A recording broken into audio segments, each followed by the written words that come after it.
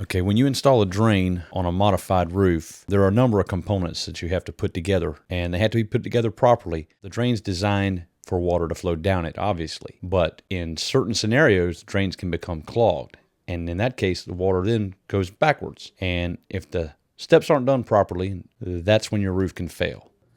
We have our primed lead target, which is primed on both sides. It'll be set in place. You hit it on top, you can see where your bolts emerge. You'll cut your bolts out, peel your target back, and you want to put the bead of mastic down over the full area the lead's going to sit.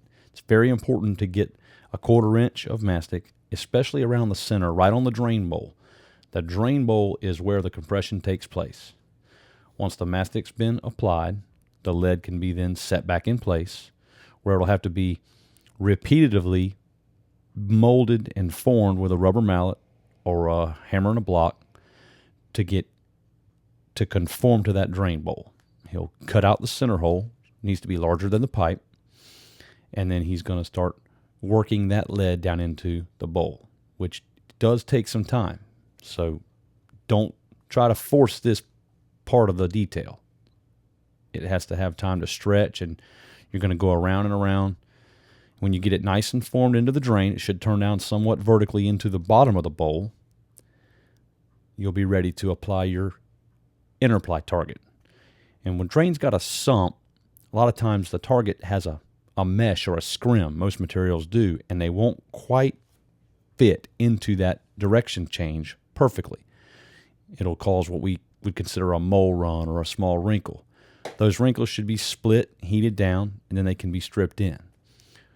Then you'll install your cap sheet, or again, if it's a sump, maybe a cap sheet target would be advised. You want to heat the center really well. Right at that drain bowl is the critical juncture. Get your cap sheet target torched down and in place. Again, if you develop mole runs or wrinkles, they should be split. You can then install your clamping ring. 4 bolts should be bolted down just like you change a tire. You start on one side and then work across around counterclockwise or clockwise to snug the bolts. Once the bolts have been snugged, then repeat the process and make sure they're torqued down tight. That compression ring is what keeps water from getting into your system when that drain gets clogged, and that drain won't leak.